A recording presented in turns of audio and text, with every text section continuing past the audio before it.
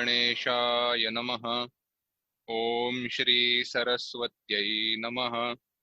ओम श्री गुरुभ्यो नमः। श्रुतिस्मृतिपुराणानाम् आलयं करुणालयं नमामि भगवत्पाद शङ्करं लोकशङ्करं।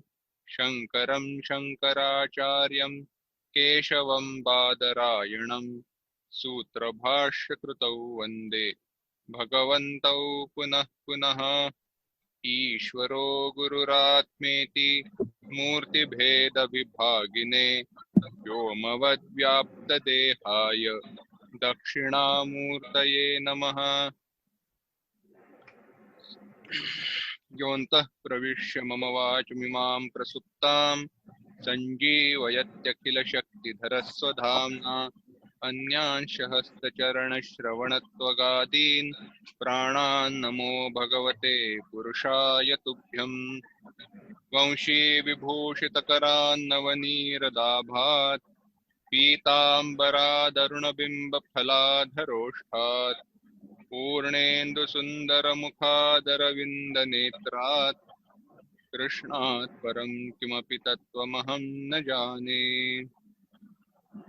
वसुदेवस्तं देवं कंसचाणूरमर्दनं देवकी परमानन्दं कृष्णं वन्दे जगद्गुरुम्। आज के चिंतन को प्रारंभ करने से पूर्व 16वें श्लोक से लेके दूसरे अध्याय के 16वें श्लोक से लेके 22वें श्लोक तक एक साथ पढ़ेंगे।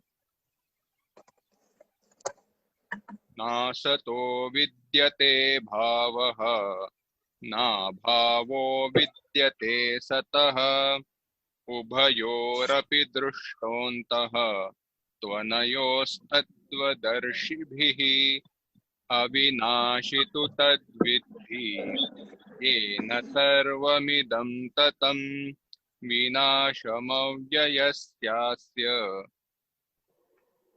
न कश्चित् कर्तुमर्हति। अन्तवन्त इमे देहाः नित्यस्योक्ताः शरीरिणः अनाशिनो प्रमेयस्य तस्माद्युध्यस्व भारत।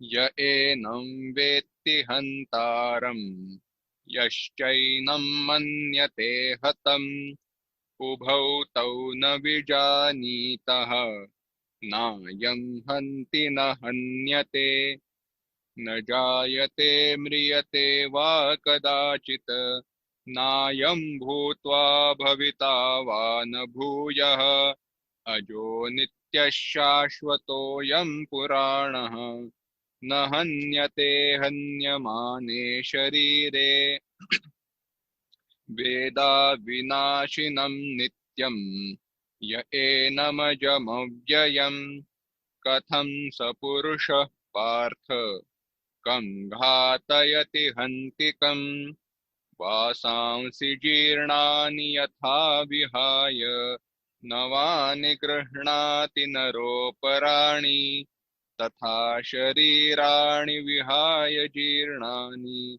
अन्यानि संयाति नवानि देहि। भगवान अर्जुन को उपदेश दे रहे हैं। भगवान अर्जुन, तुम जिसके बारे में शोक कर रहे हो वह शोक करने के योग्य नहीं है।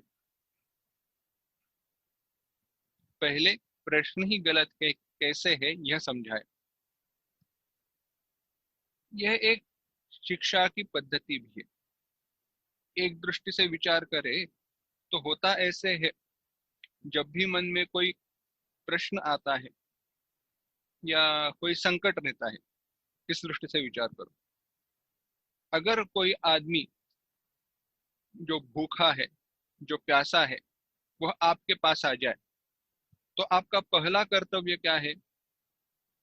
पहला कर्तव्य यही है कि उसकी भूख प्यास मिटाई जाए और बाद में उसको उपदेश दे कि भूख और प्यास ये सच में नहीं है, ये कैसे माया है, कैसे है, ये सब बाद में बताना चाहिए।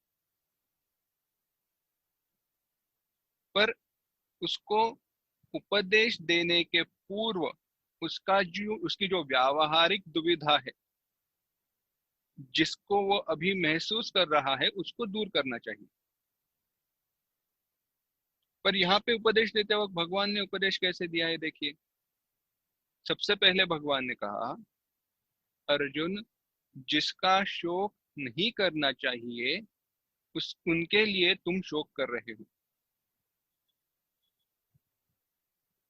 पारमार्थिक के साथ साथ व्यावहारिक बात भी बता दी।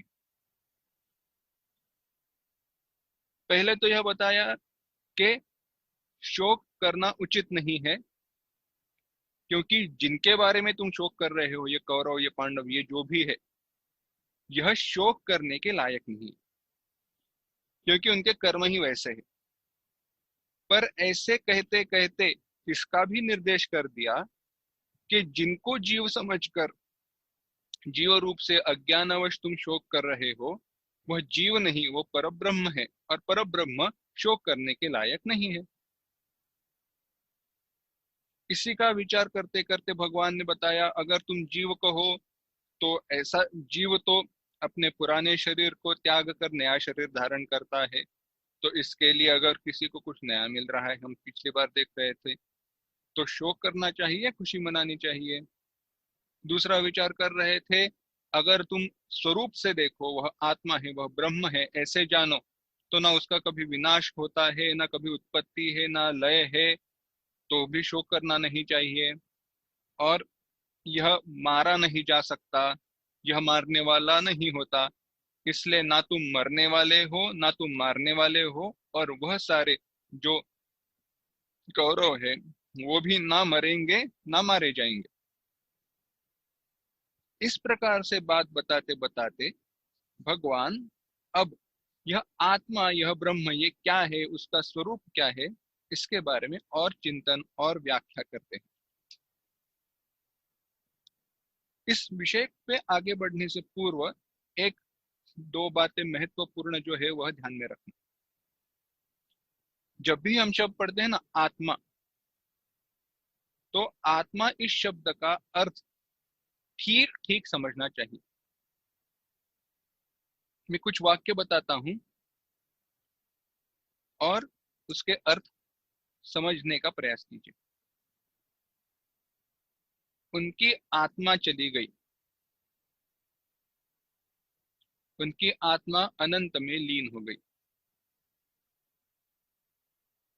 ये तो मेरे आत्मा है और मैं आत्मा हूं। कई बार ये पढ़ते हैं ना, ऐसे सारे वाक्य प्रयोग पढ़ते हैं, सारे वाक्य पढ़ते हैं। अब ये बता ना, उसकी आत्मा चली गई। अब जो सर्वव्यापी है, जो सब जगह पर है, क्या वह कहीं जा सकती है? नहीं जा सकती। तो आत्मा चली गई माने क्या? आत्मा चली गई, इसका अर्थ यह है, उसका जो जीव नामक जो कोई हिस्सा है, यानी जो भी उसका सूक्ष्म शरीर है, वह इस स्थूल शरीर को त्याग कर नए शरीर को धारण करने के लिए चला गया। स्थूल शरीर, सूक्ष्म शरीर, इसकी व्याख्या एकदम शॉर्ट में हमने देखी थी। स्थूल शरीर माने जो सबको दिखाई देता है, यह जो ये शरीर है, पंच महाभूतों वाला, हाथ पैर जो दिखते हैं, वह स्थूल शरीर है। और मेरा जो अंतःकरण है, मेरा जो मन बुद्धि इत्यादियों से बना हुआ जो शरीर है, वह सूक्ष्म शरीर है। यानी अपने मन बुद्धि प्राण, ये सारे को लेकर यह जो सूक्ष्म शरीर है, वह आगे जाकर नए शरीर को धारण करता है। यह स्थूल शरीर यहीं पे गिरकर नष्ट हो जाता है। आगे चले जाने वाले इस सूक्ष्म शरीर को भी, वह सूक्ष्म शरीर मैं हूं, क्या कह रहे, वह सूक्ष्म शरीर मैं हूं, ऐसे मानने के कारण उसको भी गौणी वृत्ति से, यानी गौण अर्थ में, सेकेंडरी मीनिंग, आत्मा कहा जाता है। और हमने देखा, यह तो मेरे आत्मा है, यह तो मेरे आत्मा है, यानी इनमें और मुझ में भेद नहीं है। ऐसे कहते वक्त क्या कहा, यह मेरे जैसे ही है। इसमें आत्मा माने ना सूक्ष्म शरीर है, ना परमात्मा है या परब्रह्म है। आत्मा इस शब्द का सामान्य अर्थ है मैं, बस। आत्मा इस शब्द का सामान्य अर्थ क्या है, मैं। किसी भी वस्तु में, किसी भी व्यक्ति में, या जो भी कोई जगह, देश, काल, वस्तु, देश यानी जगह, व्यक्ति और वस्तु, ऐसे ध्यान में रखना। इनमें जहां जहां पर मेरी बुद्धि होती है, ये मैं हूं, वहां पे उसे आत्मा कहते हैं। अगर मेरा पुत्र ही मेरा स्वरूप है ऐसे मुझे लगता है, तो कहते हैं पुत्र मेरा आत्मा है। ऐसे तो हम वाक्य प्रयोग हम तो नहीं करते, वैदिक वाङ्मय में इसके उपयोग किए गए हैं। जो भी रामायण महाभारत है उनमें ये वाक्य प्रयोग मिलते हैं।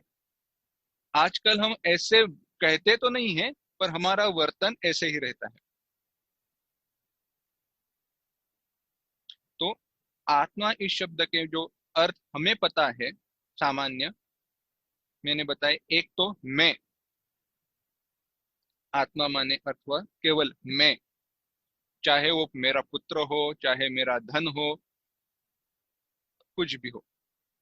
दूसरा, आत्मा इस शब्द का अर्थ हमने देखा सूक्ष्म शरीर।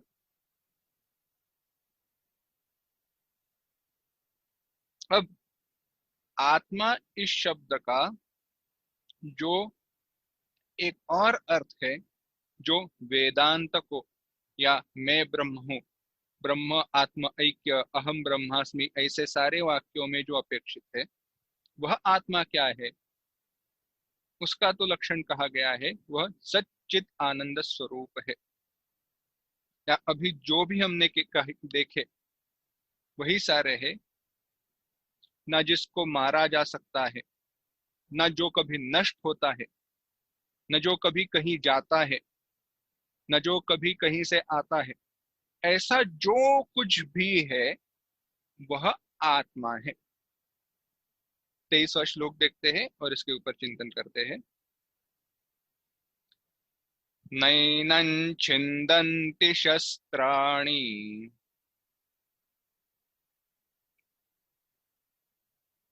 नैनं दहति पावकः,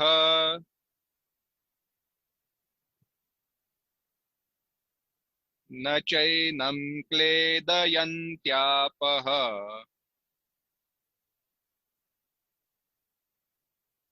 न शोषयति मारुतः।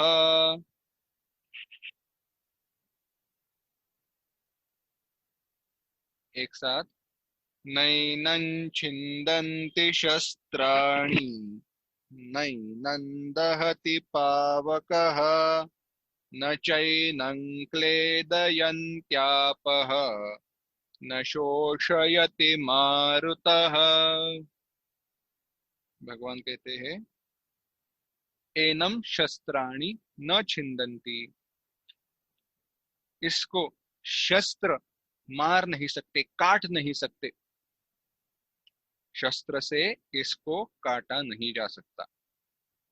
एनम पावकः न दहन्ति, दहति, इसको पावक यानी अग्नि, इसको दहन यानी इसका भस्म, इसको जला नहीं सकता।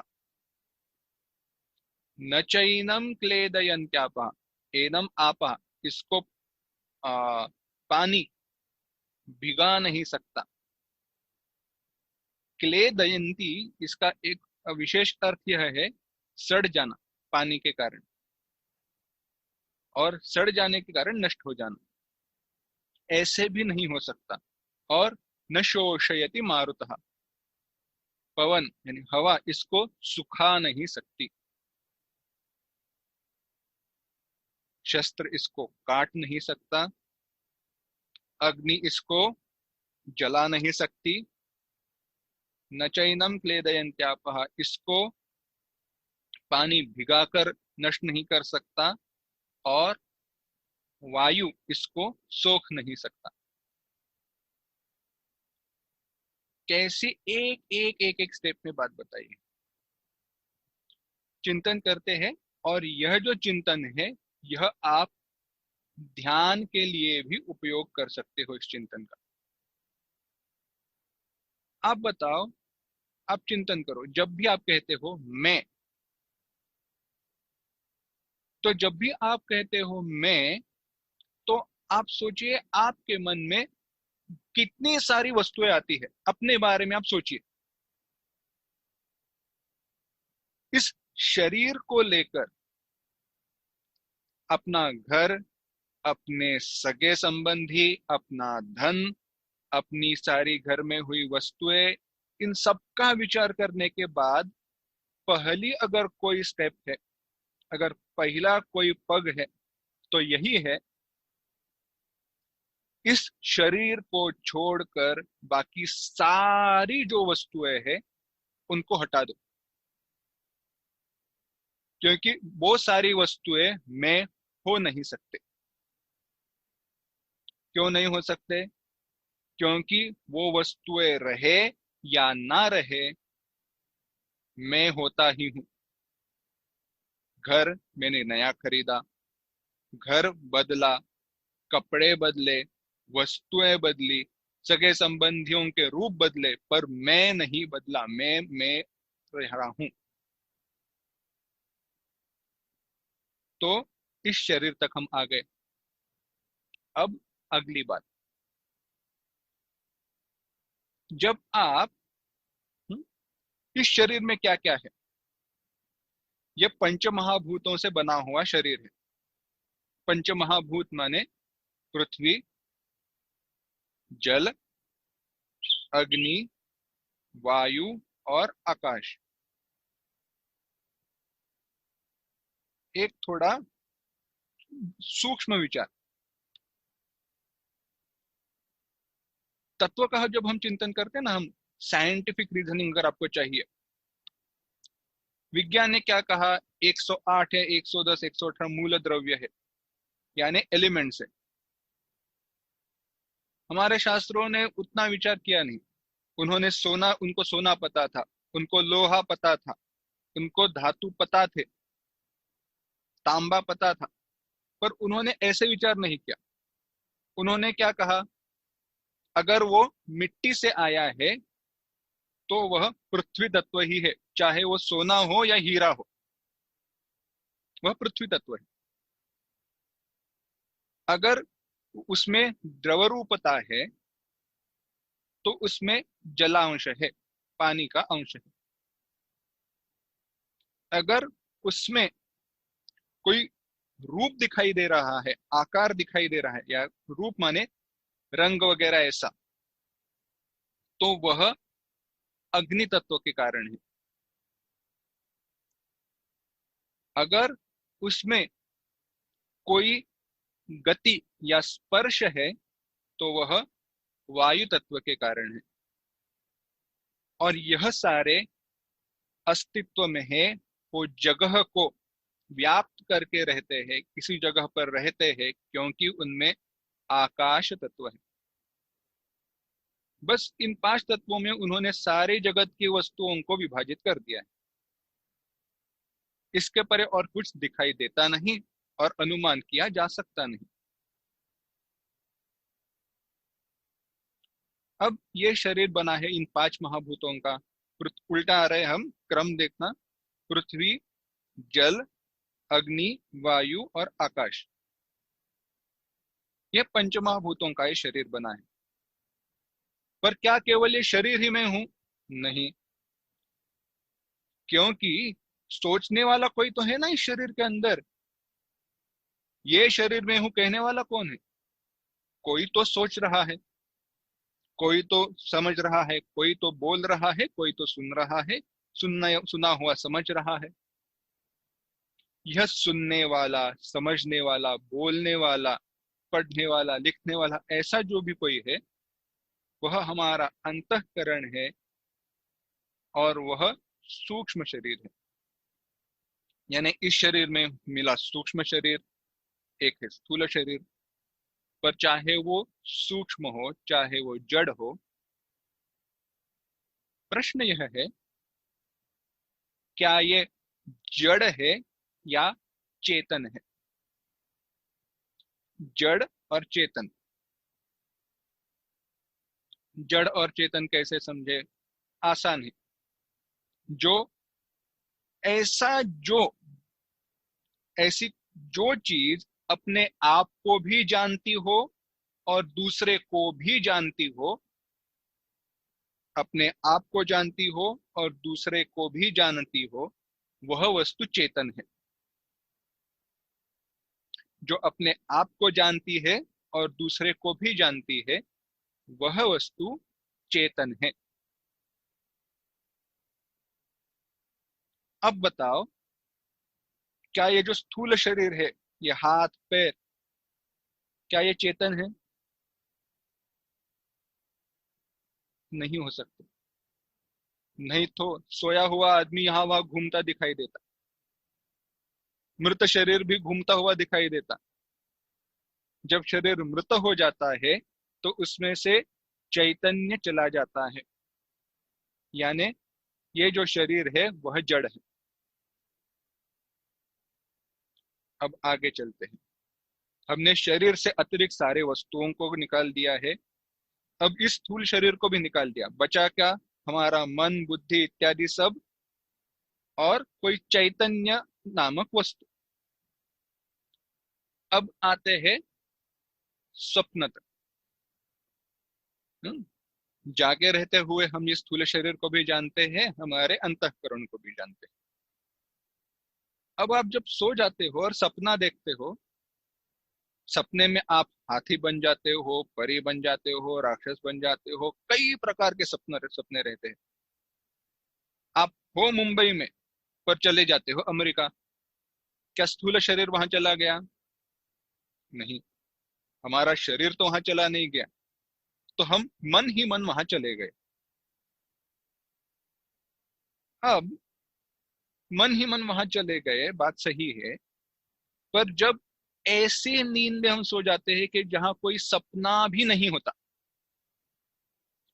ऐसी नींद जहां पे हमारे कोई सपना भी नहीं हम देखते, और ऐसी नींद से हम जाग जाते हैं, तो क्या कहते हैं?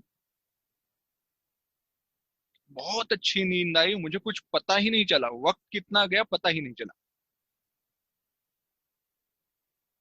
इसका अर्थ यह है कि मैं सोया हुआ था, यह मैंने जाना, पर सोया हुआ था यह जानने के लिए वहां पे मन था नहीं। तो मन के ना होते हुए भी कोई जो जानने वाली वस्तु है ना, वही हमारा स्वरूप है, वही हमारी आत्मा है, और वह सच्चित आनंद है।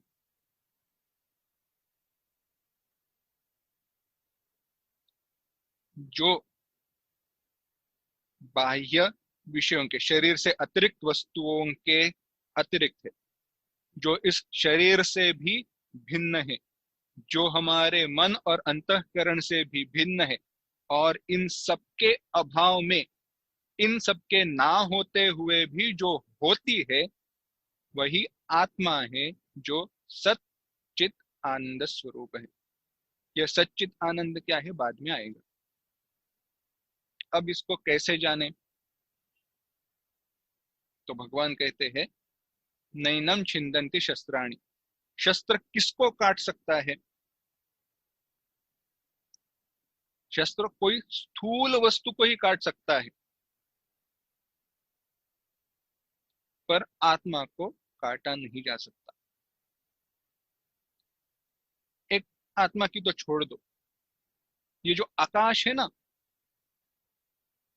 आकाश, उस आकाश को ही देखिए। आकाश यानी, ये पहले भी कहा है, एम्प्टी स्पेस, ऐसे ध्यान में रखना।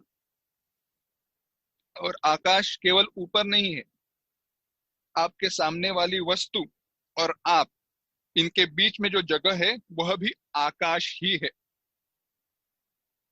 अब देखना, आप कोई भी शस्त्र लो और घुमाओ, क्या आकाश को आप काट सकते हो? नहीं। आप आग जला दो बड़ी सी, क्या आकाश जल जाता है? नहीं। पानी छिड़को, क्या आकाश गीला होता है? नहीं। हवा तो चलती रहती है, पर क्या उसके कारण कभी आकाश सूख गया है ऐसे पता चला है? नहीं। यह सारे के सारे आकाश में है, और वह आकाश का कुछ नहीं बिगाड़ सकते, क्योंकि आकाश इन सब का कारण है। यह इसके कार्य है, और कार्य कारण का विनाश नहीं कर सकती।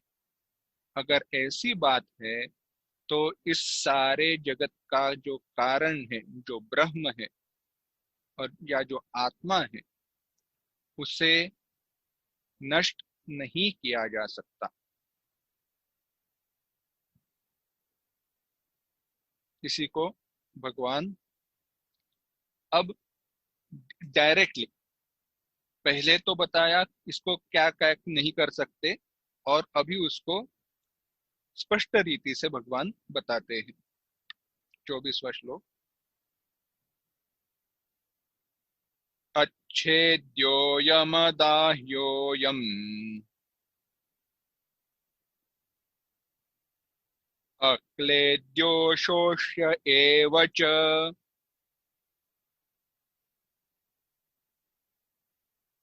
नित्यः सर्वगतस्थाणुः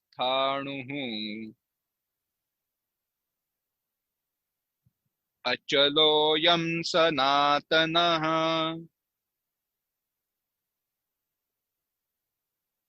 एक साथ।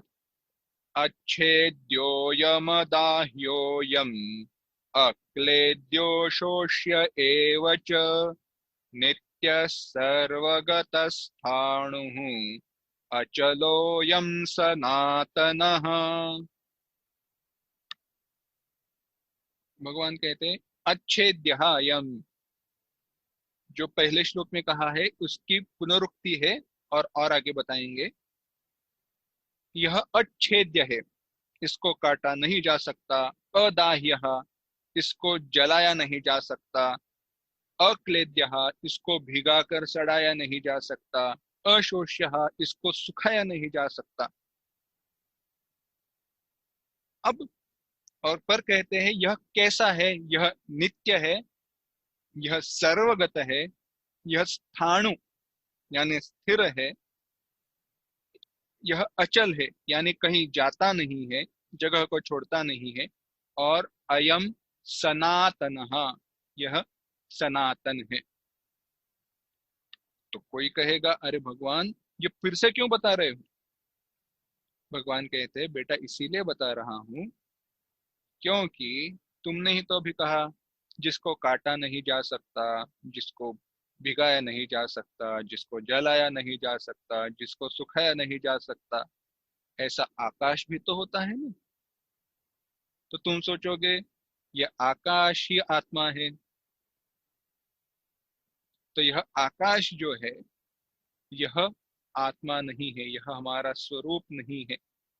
इसी को बताने के लिए भगवान इस श्लोक में यह अच्छेद्य है, अदाह्य है, अक्लेद्य है, अशोष्य है, यह सब बताकर आगे आत्मा क्या है यह बताते हैं। यह नित्य है, यह सर्वगत है, यह स्थाणु है, और यह अचल और सनातन है। तो क्या है? देखो, आकाश और आत्मा, इनमें भेद क्या है?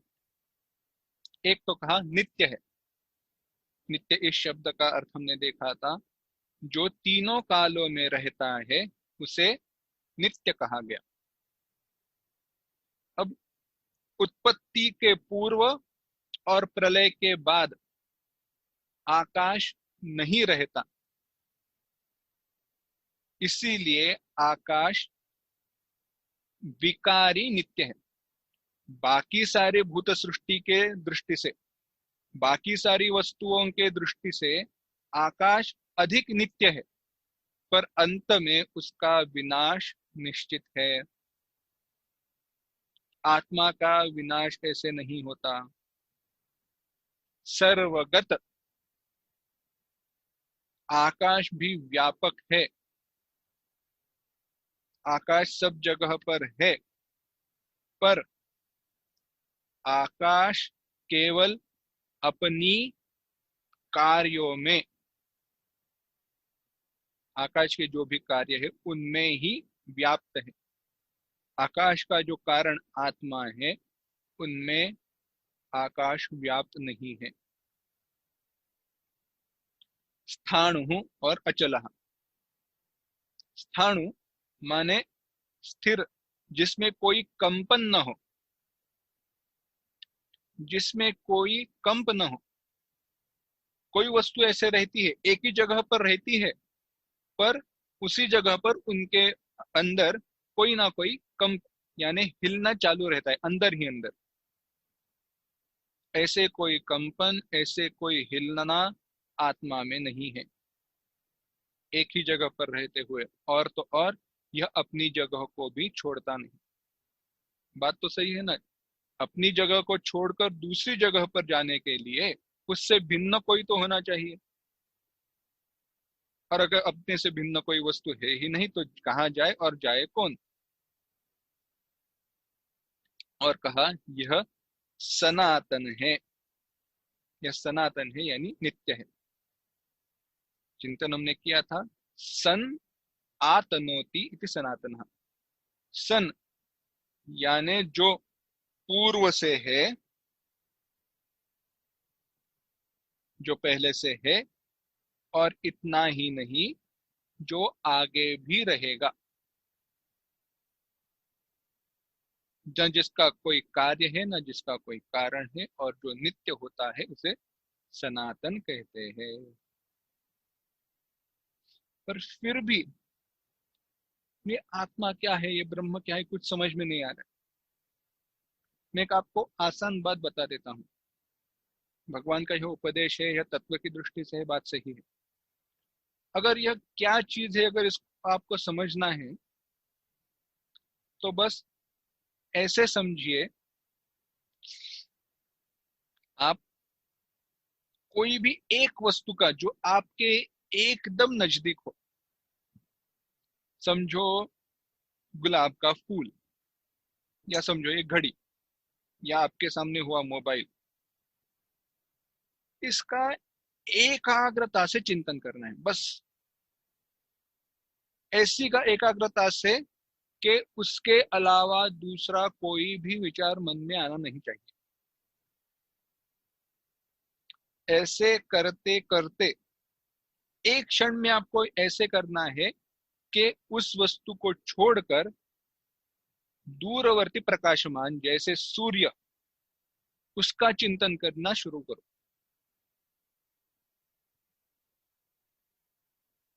ठीक समझना, यह ध्यान की प्रक्रिया।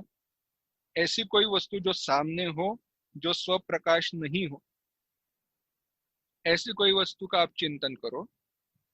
और वो करते करते जब एकाग्रता लग जाए, एकाग्रता से उसका चिंतन होने लगे, उस क्षण दूसरी सूर्य जैसी स्वप्रकाशमान और दूरवर्ती, जो दूर है, ऐसे वस्तु का चिंतन करना शुरू करो। इन दो चिंतनों में एक बीच में कोई एक समय रहता है, अपना पूर्व विचार और बाद में आने वाला विचार, इसमें एक जगह रहती है। और उस जगह का जो होने वाला अनुभव है, वही हमारे आत्म स्वरूप का अनुभव होता है, ऐसे शास्त्र चिंतन करता है। नाम जप किस लिए बताया है? नाम जप में यही क्या है? जब आप भगवान के नाम का चिंतन करते हो तो नाम चिंतन करते करते यह होना चाहिए कि भगवान के नाम के अलावा कोई भी विचार मन में ना हो। तो वह करते करते या तो होगा कैसे? देखो, नाम जप में भी दो प्रकार है। ऐसे तो शास्त्र दृष्टि से ऐसे तो स्पष्ट चिंतन नहीं किया गया, पर विचार वंतों ने जो भी है, अधिकारी पुरुषों ने उसका चिंतन बताया है। जैसे हरे राम राम राम हरे हरे, हरे कृष्ण, ये भजन के लिए सही है। पर जो ना जप अगर आप कर रहे हो, ध्यान के लिए जो जप दिया जाता है वह छोटा रहता है। जैसे ओम नमः शिवाय, ओम नमो भगवते वासुदेवाय, है न? अब या ओम श्री राम जय जय राम, ऐसे चिंतन करते हुए एक नाम जप और उसके बाद फिर से शुरू होने वाला नाम जप, उनमें अंतर धीरे धीरे बढ़ना चाहिए। और उस एक बार लिया हुआ नाम और दूसरी बार लिया जाने वाला नाम, इनके बीच में विचारहीन जो अवस्था है, उस अवस्था में जिसका अनुभव हमें हो जाता है, वही हमारा आत्म स्वरूप है। आसान नहीं है। ऐसी बीच में होने वाली जो जितना आसानी से समझा सकते हैं उतना आसान है नहीं, पर यह साधना है।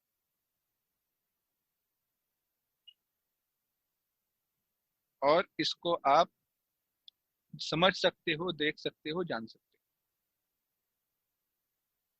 क्योंकि उस अवस्था में ना आपको अपने स्थूल शरीर का भान है, ना सूक्ष्म शरीर का भान है, ना किसी का भान है। तो इन सार सबके अतिरिक्त जो वस्तु वहां पे है, वह आत्मा के अलावा और कोई हो नहीं सकती। तो अब भगवान बताते हैं, ऐसा जो कोई आत्मा है, ऐसे जो कोई तुम्हारा स्वरूप है, इसको जानकर अर्जुन तुम शोक नहीं कर सकते। अर्जुन, जो भी तुम जिसके बारे में शोक कर रहे हो, यह उचित कैसे नहीं है, यह 4-5 श्लोकों में अभी भगवान बताने वाले हैं। बड़ी सुंदर बातें हैं इसमें। यह 25, 26, 27, 28, ये 4 श्लोक,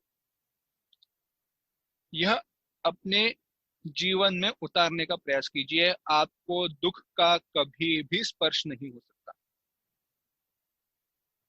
और जब मैं कह रहा हूं दुख का स्पर्श नहीं हो सकता, इसका अर्थ समझना। एग्जाम्पल बता देता हूं, दृष्टांत बता देता हूं, समझ में आएगी बात। समझो, आप 10,000 करोड़ रुपए के मालिक हो। बोलने में क्या जाता है, समझो, आप 10,000 करोड़ रुपए के मालिक हो। आपको या आप में से किसी घर में हुई व्यक्ति को कुछ बीमारी हुई है और जिसके ऑपरेशन के लिए आपको 10 करोड़ रुपया खर्च आने वाला है। कितना? 10 करोड़। आप मालिक कितने के हो? 10,000 करोड़। क्या आपको कोई दुख होगा? नहीं। क्यों दुख होगा? बात तो दुख की है ना। 10,000 करोड़ रुपए का ऑपरेशन है, 10 करोड़ करोड़ रुपए का ऑपरेशन है। क्या आपको नहीं दुख होता?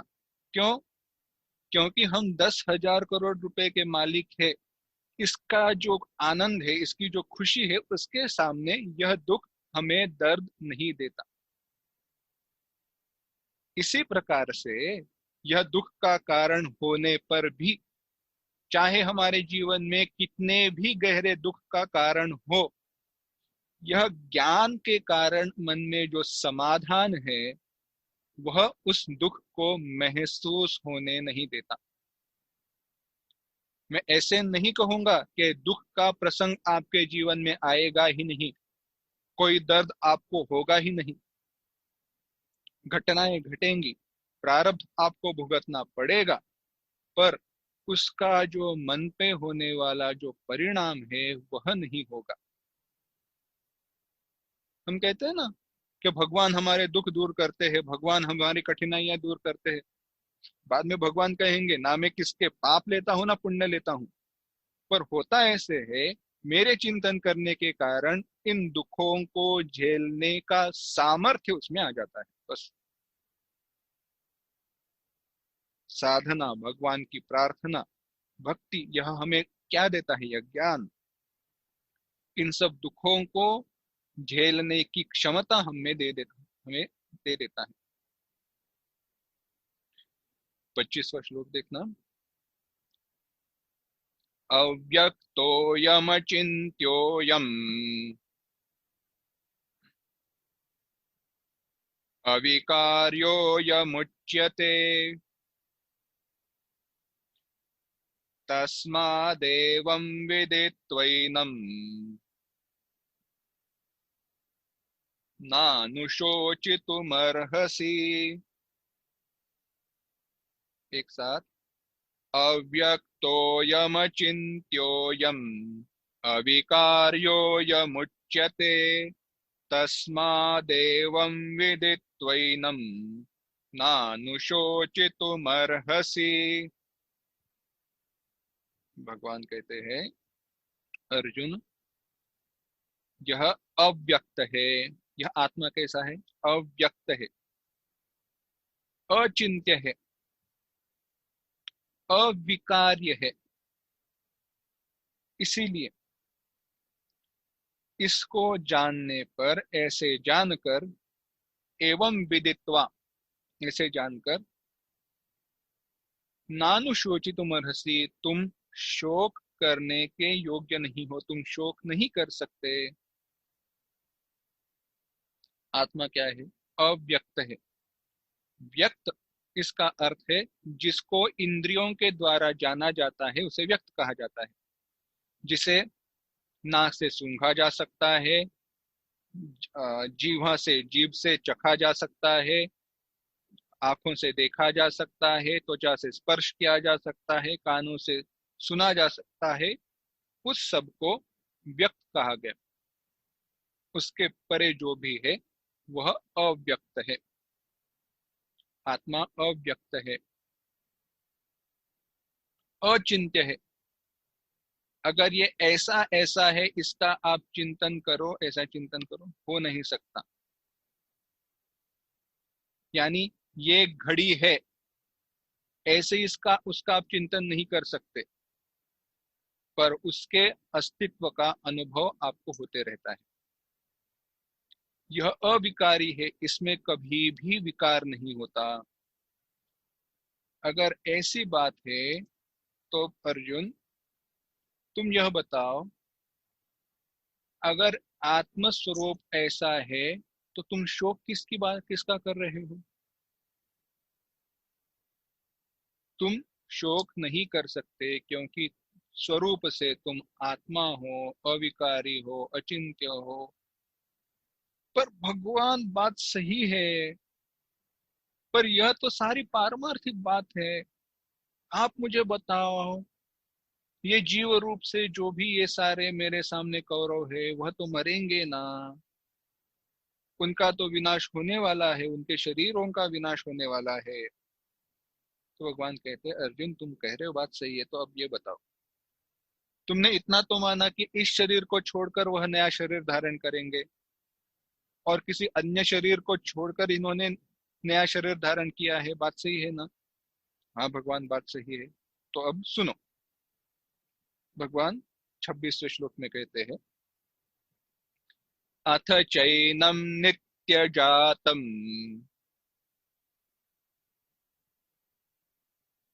नित्यं वा मन्यसे मृतम तथापि त्वं महाबाहो नैव शोचितुमर्हसि। अथ चैनं नित्यजातं नित्यं वा मन्यसे मृतं तथापि त्वं महाबाहो नैव शोचितुमर्हसि। भगवान कहते हैं अगर तुम ऐसे मानते हो कोई इनका जन्म बार बार होने ही वाला है या जन्म लेने वाले हैं बार बार मरने वाले हैं, ऐसे अगर तुम मानते हो तो बताओ यह फिर से जन्म लेने वाले हैं, जन्म लेने के बाद फिर से मरने वाले हैं, ये बात सच है तो तुम शोक किसका कर रहे हो? अगर इनकी मृत्यु होने वाली है यह तुम जानते हो तो मृत्यु का शोक करना सही नहीं है। और मृत्यु के बाद नया शरीर उनको मिलने ही वाला है, फिर से जन्म होने ही वाला है, तो भी शोक करने का कोई कारण नहीं है। तो बताओ शोक किस बात का कर रहे हो? जिनका बार बार जन्म लिखा हुआ है और जिनकी बार बार मृत्यु लिखी हुई है। आपको उदाहरण बताते हैं। ये बच्चों का ये रहता है ना, प्ले डो, या हम मराठी में तो हम चिकन माती कहते थे, हम मिट्टी की छोटी वस्तुएं बनाते थे ना बचपन में। उसको कैसे हुआ करता था, वो तो ऐसी चिकनी रहती थी, उसको कोई आकार दो, फिर से उसको रगड़ कर गोला बना दो, कोई नया आकार दो, फिर से रगड़ कर गोला बना दो, कोई नया आकार बना दो। यानी मिट्टी का गोला रहा वैसे का वैसे ही रहा, पर उसमें से कभी हाथी का जन्म हुआ, कभी सांप बना, कभी शेर बना, तो कभी गोले का गोला ही रहा। यानी कभी हाथी का जन्म हुआ, मृत्यु हुई, शेर का जन्म हुआ, मृत्यु हुई। अगर ऐसे हो रहा है तो क्या हाथी के मरने का और हाथी के जन्म का कोई शोक मनाना चाहिए? जैसे उस मिट्टी के गोले की, ऐसे ही इस शरीरों की, शरीरों का तो जन्म होते ही रहेगा, उनकी मृत्यु होते ही रहेगी। पर भगवान बात वैसी नहीं है। तो क्या बात है? भगवान, आप कह रहे हो तो वो तो बार बार जन्म लेंगे, बार बार मरेंगे, बात सही है, पर मेरे ये जो गुरुजन है उनकी मृत्यु होगी उसका क्या? यह जो द्रोण, भीष्म, यह रूप में इन्होंने जो शरीर धारण किया है वह नष्ट हो जाएंगे, उसका क्या? अर्जुन, उसके बारे में भी बताता हूँ, सुनो। 27वां श्लोक।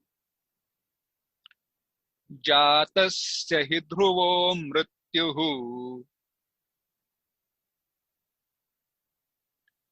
ध्रुवं जन्म मृतस्य च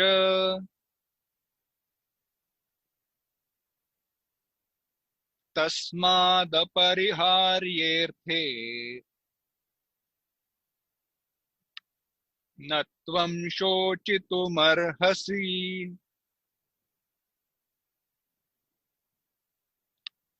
एक साथ। जातस्य हि ध्रुवो मृत्युः ध्रुवं जन्म मृतस्य च तस्मादपरिहार्येऽर्थे न त्वं शोचितुमर्हसि। अर्जुन, बात सुनो। जातस्य हि ध्रुवो मृत्युः, जातस्य ध्रुवः मृत्युः, जो जन्मा हुआ है उसका मृत्यु ध्रुवः निश्चित है।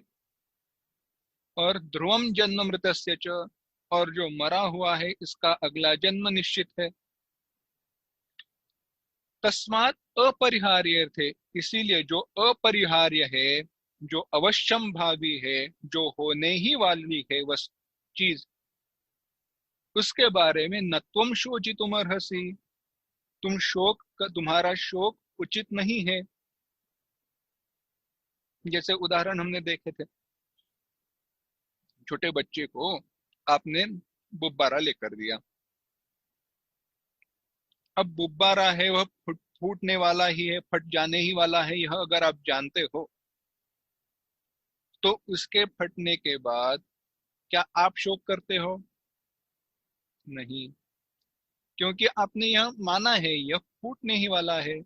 नए गुब्बारे का नया गुब्बारा बना सकते हो, फुला सकते हो। इसी प्रकार से जो हमारा जन्म और हमारी मृत्यु निश्चित है, अपरिहार्य है, जिसको हम बदल नहीं सकते, उसके बारे में शोक करना उचित नहीं है।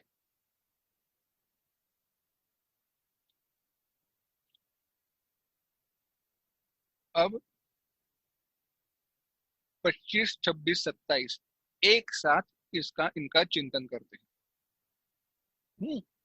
भगवान ने अलग अलग अवस्थाओं में से अर्जुन को कहा है, तुम शोक नहीं कर सकते, तुम्हारा शोक करना उचित नहीं है। पहले तो कहा, अर्जुन तुम तो आत्मा हो, तुम्हारे अलावा और कोई वस्तु है नहीं, और तुम्हारे अलावा कोई वस्तु है नहीं, इसीलिए तुम शोक नहीं कर सकते, तुम्हारा शोक करना उचित नहीं है। अगर तुम समझते हो कि ये जीव रूप से तो इनका जन्म होने वाला है, मृत्यु होने वाली है, तो यह बात बताओ, जिनका बार बार जन्म होने वाला है और मृत्यु होने ही वाली है, उसके बारे में शोक कैसा? क्योंकि कभी तो उनका मृत्यु हुई थी, उसे से फिर से जन्म हुआ है, और जन्म होने के बाद मृत्यु होने ही वाली है, उस मृत्यु के बाद नया जन्म होने ही वाला है, तो शोक किस बात का कर रहे हो? नहीं वो सोची तुम्हारे से। और अगर तुम समझते हो कि यह इस शरीर के रूप में जिनका जन्म हुआ है, उनके वियोग के कारण तुम शोक कर रहे हो, तो यह बताओ, जिनका जन्म हुआ है उनकी मृत्यु निश्चित है, और जिनकी मृत्यु हो गई है उनका फिर से होने वाला जन्म निश्चित है। ऐसी जो अपरिहार्य वस्तु है, उसके बारे में भी तुम शोक नहीं कर सकते। अंततः अर्जुन, एक ध्यान में लेना, कोई भी दृष्टि से तुम शोक नहीं कर सकते।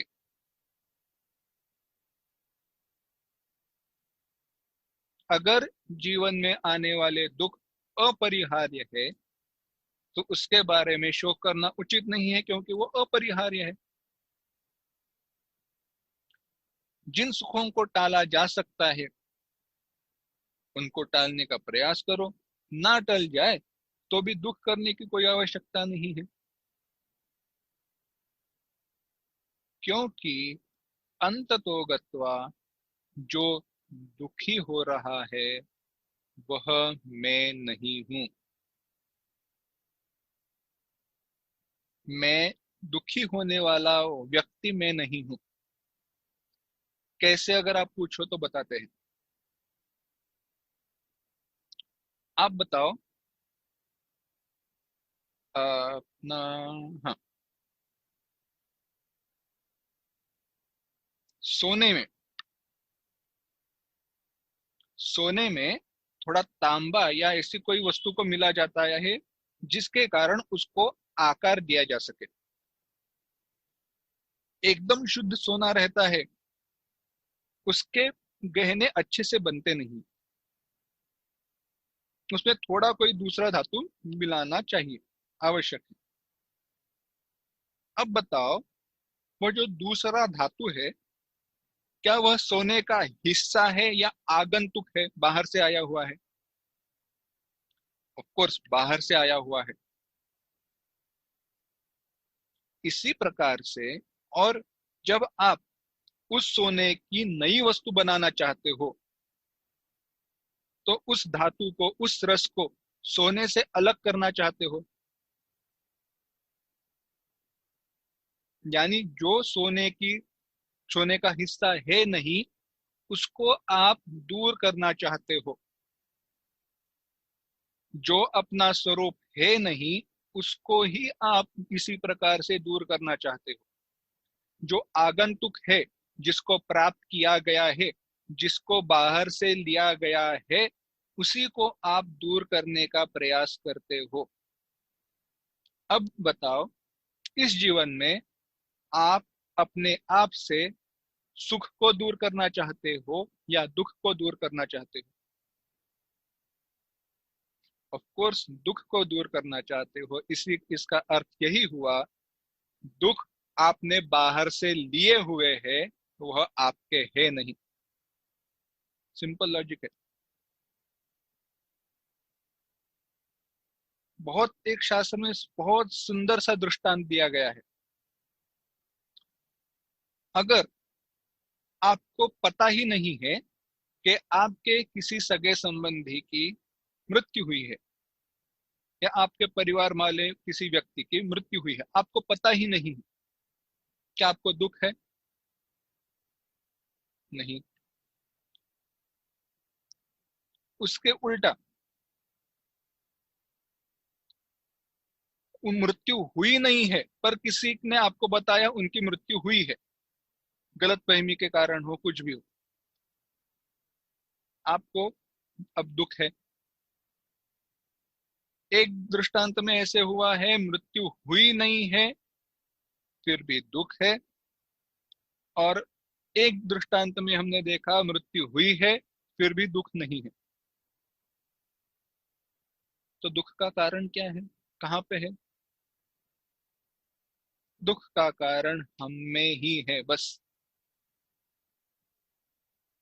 ये विचार बदल जाए तो, जैसे मैंने कहा, बाहरी दुखों के कारण होने, दुख की अवस्था होने पर भी इस ज्ञान के कारण आपको दुख हो नहीं सकते। इसी को भगवान कहते हैं क्यों शोक क्यों करे। 28वां श्लोक। अव्यक्तादीनि भूतानि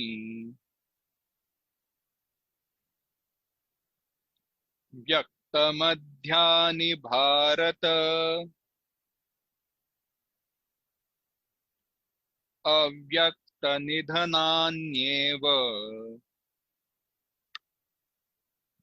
तत्र का परिदेवना। एक साथ। अव्यक्तादीनि भूतानि व्यक्तमध्यानि भारत अव्यक्तनिधनान्येव तत्र का परिदेवना। अर्जुन, अब एक आखिरी बात समझना। अव्यक्तादीनि भूतानि, भूतानि अव्यक्तादीनि, यह सारे जो भूत है यह जन्म के पूर्व अव्यक्त होते हैं। व्यक्त मध्यानि, जब जी रहे हैं तब भी व्यक्त होते हैं, दिखाई देते हो, और निधन के बाद, मृत्यु के बाद फिर से अव्यक्त हो जाते हैं। यानी जो पहले था नहीं, जो अभी दिख रहा है इसलिए है, और जो अभी बाद में होगा नहीं, उसके बारे में शोक काहे का? उसके बारे में शोक करे तो क्यों करे? जो कभी पहले था नहीं, अभी दिखाई दे रहा है इसीलिए है, और जो बाद में होने वाला नहीं है उसके बारे में शोक करना, अर्जुन, उचित नहीं है। महाभारत में भी कथा आती है, भागवत में भी कथा आती है। शायद चित्रकेतु राजा की वो कथा है, संदर्भ एक ही है। तो वो राजा के 3 रानियां थी, लेकिन राजा को पुत्र था नहीं। उसने, नारद जी एक दिन आए, राजा बहुत रोया। नारद जी ने कहा, हे राजन, तू पुत्र मांग रहा है पर तेरा भला होने वाला नहीं है, भला नहीं होगा। पर राजा सुनने के लिए तैयार था नहीं। नहीं, मुझे चाहिए। राजा ने, नारद मुनि ने समझाया, ये प्रारब्ध नहीं है, यह बात सही नहीं है। राजा ने सुना नहीं। आपको सब कुछ हो सकता है। तो नारद जी ने कहा, ठीक है, अगर यही तुम्हारी इच्छा है तो यह फल लो, यह प्रसाद है। यह प्रसाद जो भी तुम्हारी रानी भक्षण करेगी उसको पुत्र की प्राप्ति होगी। अब हुआ ऐसे, रानियां तो 3 थी, लेकिन उसमें से अपनी एक जो उसकी प्रियतमा थी उसको उसने वह प्रसाद दे दिया, और वह प्रसूत हुई, बच्चे का जन्म हुआ। राजा को बड़ा आनंद हुआ, उसने मिठाई बांटी, सब त्योहार मनाने लगे। पर अब हुआ ऐसे, जिसको पुत्र की प्राप्ति हुई थी उसको महत्व मिला, और यह बाकी 2 रानियों से सहा नहीं गया, इसलिए उन्होंने जहर देकर उस पुत्र को मार दिया। अब हुआ ऐसे, पुत्र तो प्राप्त हुआ था, वो उसकी मृत्यु हुई। फिर से रोने लगा। फिर से नारद जी वहां पे आए। राजन क्या हुआ? मेरा पुत्र मर गया। तो नारद जी ने कहा, मैंने तुझे पहले ही बताया था, ऐसी बात सही नहीं है, यह ठीक नहीं होगा। तो राजा फिर से सुनने के लिए तैयार नहीं है। आप सब कुछ कर सकते हो, सब कुछ आपके लिए शक्य है, आप करा सकते हो, मुझे ये मेरा बेटा वापस चाहिए। नारद जी ने कहा, तू सुनने वाला नहीं है, चलो बैठ। नारद जी ने वहीं पे वह जो पुत्र था, जो जीव था, उसको वहां पे बुलाया। भागवत में बड़ा सुंदर वर्णन है। जीव वहां पे आया और राजा से कहने लगा, राजन, तुम मुझे बेटा कह रहे हो, और कौन से जन्म का और कब का? कौन से जन्म में तुम मेरे पिता थे? कौन से जन्म में मेरा पुत्र, मैं तुम्हारा पुत्र था? मेरे कई सारे जन्म हो चुके हैं, कई सारे जन्म होने वाले हैं। उनमें से कौन से जन्म के पिता पुत्र की तुम बात कर रहे हो? न तुम कभी मेरे पिता थे, न कभी मैं तुम्हारा पुत्र था। केवल एक शरीर धारण किया, इसलिए तुम्हें लग रहा है मैं तुम्हारा बेटा हूं, तुम मेरे पिता हो। वास्तव में इसमें से कोई भी बात सच नहीं है। शरीर को मैंने धारण किया था, इसलिए मैं तुम्हारा पुत्र था।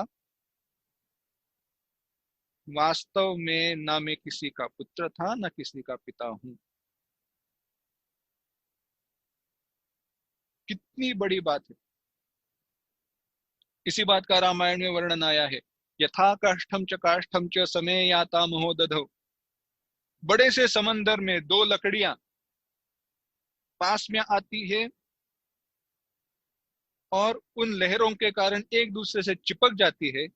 कुछ क्षण चिपकी हुई रहती है और अगली लहर के कारण दूर चली जाती है।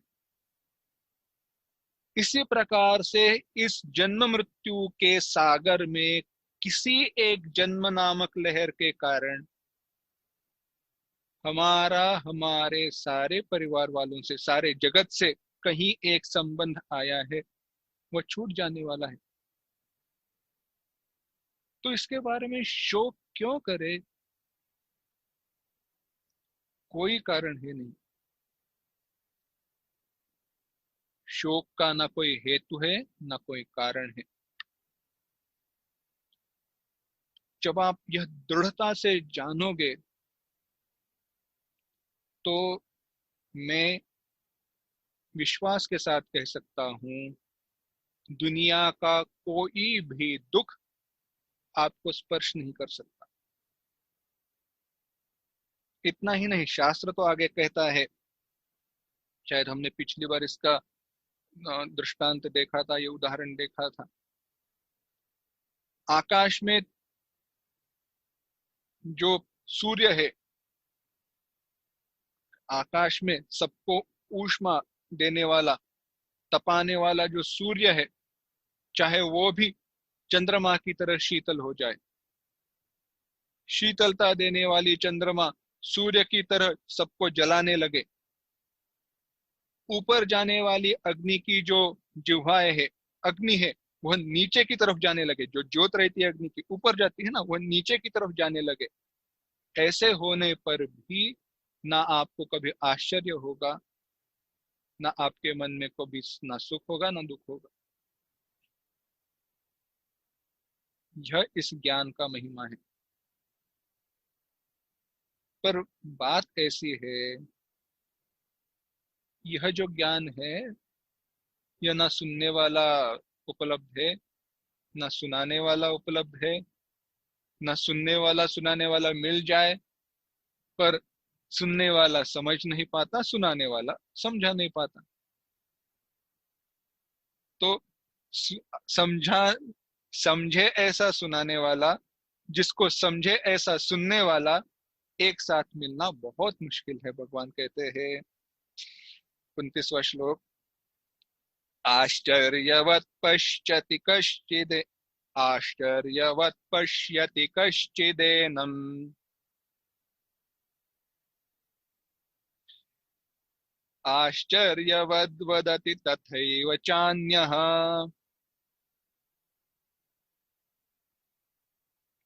आश्चर्यवच्चैनमन्यः शृणोति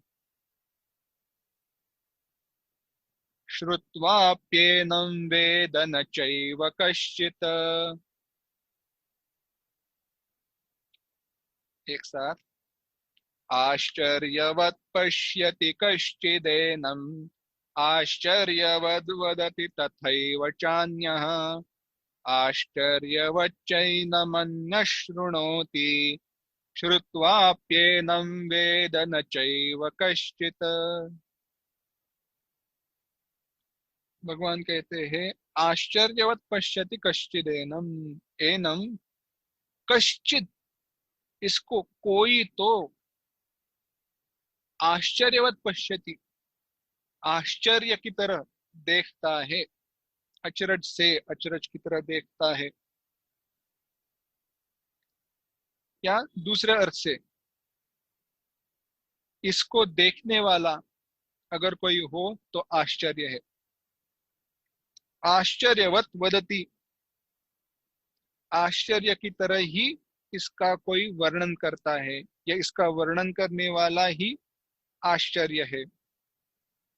स्पष्टीकरण बाद में देखेंगे। तथैव च अन्यः, इसी प्रकार से दूसरा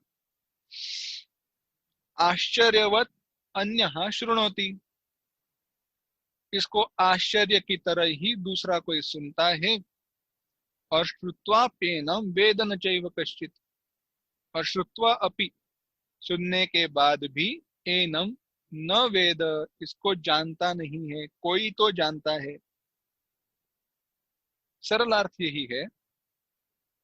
यह जो स्वरूप की बात कही है, आत्मा या ब्रह्म, जो भी हमने अभी तक चिंतन किया है, एक आश्चर्य ही है, क्योंकि हमारे नित्य चिंतन की बात नहीं है ना।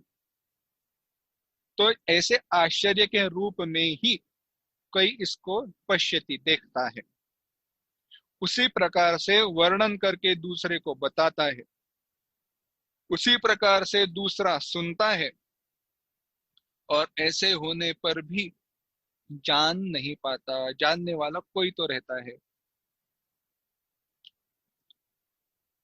या दूसरे दृष्टि से देखना, आश्चर्य शब्द का अगर आगे थोड़ा बढ़कर अर्थ करना है तो इसको देखने वाला पश्यति, यानी इसको देखने वाला अगर कोई दिखे तो आश्चर्य है, देखकर बताने वाला मिले तो भी आश्चर्य है, बताने वाले के पास जाकर सुनने वाला कोई मिले तो भी आश्चर्य है, और सुनकर जानने वाला मिले तो भी आश्चर्य है।